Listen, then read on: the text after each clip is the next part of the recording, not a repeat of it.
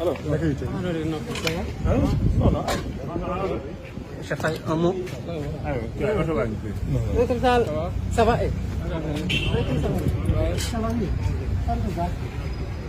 vous allez bien?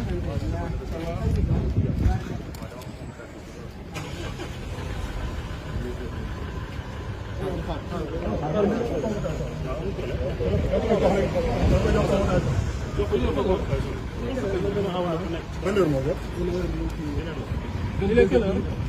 22h. 22h. En présence de son avocat. En présence de ses avocats. Avocat honorable. Avocat honorable.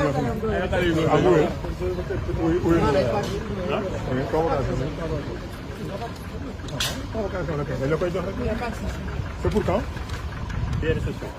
Heure bi 22h. On a dit pour des conséquences, il n'y a pas de souci. On constate. C'est bon. Est-ce que l'avocat peut regarder? C'est bon. Ou c'est le concerné? S'il vous plaît, est-ce qu'on peut lui remettre la convocation? C'est l'heure? Non, filme dama koy niital. Filme ko dama koy niital. Mais jaru ko.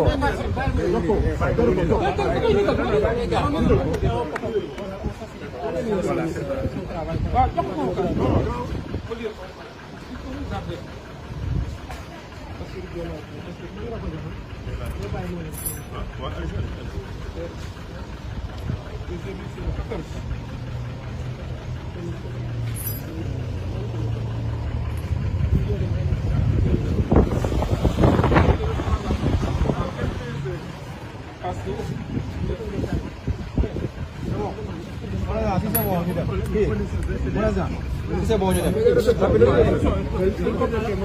C'est bon. Les gars, voilà, c'est bon. Non. C'est lui le Une arrestation ou c'est une convocation? C'est une arrestation. Vous ne pouvez pas parler avec. C'est une arrestation. Voilà. Donc il n'y a pas de mandat de conduite, il n'y a pas de mandat d'arrestation. C'est une convocation qu'on vient de lui remettre. Voilà, c'est bon. Convocation ou arrestation? De cette comparaison des réceptions. Donc, nous considérons qu'il vient de faire l'objet d'une arrestation arbitraire. Non, chef. C'est toujours en présence de ses avocats. Mais il a ses avocats avec lui. Vous pouvez lui opposer votre force. Non. Mais nous n'avons pas reçu de mandat. Nous n'avons pas vu de mandat.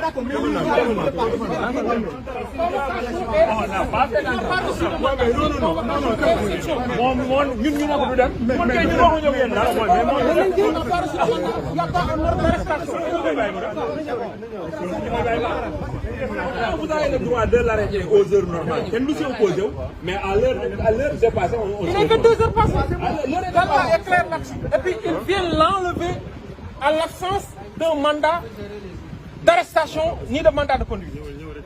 Voilà. Maintenant, vous pouvez lui opposer votre force. On a dit toutes les conséquences. déglu leen ma yéen ñii nekk nii d'accord. Non, waxuma coow.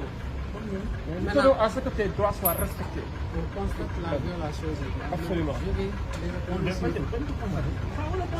c'est pas bon. Non, Diomaye, toi aussi. Diomaye, la loi, elle est faite pour être respectée. Et c'est en présence du secrétaire général du syndicat devant son bureau des impôts et domaines. Mais voilà, damay bàyyi ñu wax ak ñoom sinon da nga koy brutaliser. Mais la loi aussi c'est la loi mais may ko waxtaan ak ay nitam aussi may ko waxtaan ak ay nitam.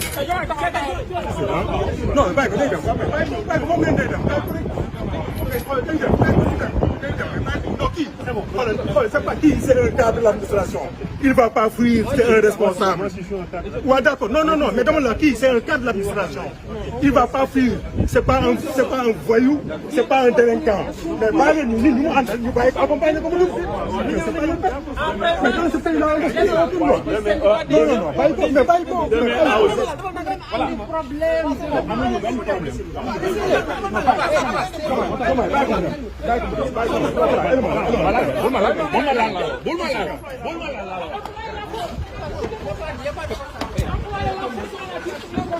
Les Sénégalais la sachent.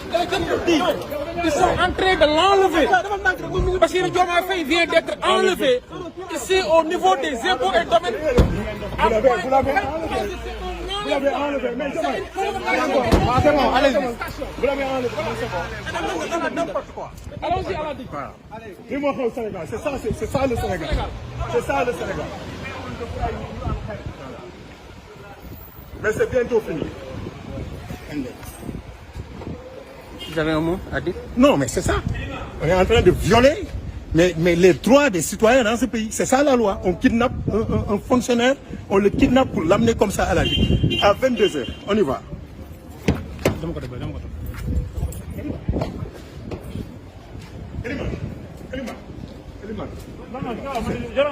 Le problème est réglé.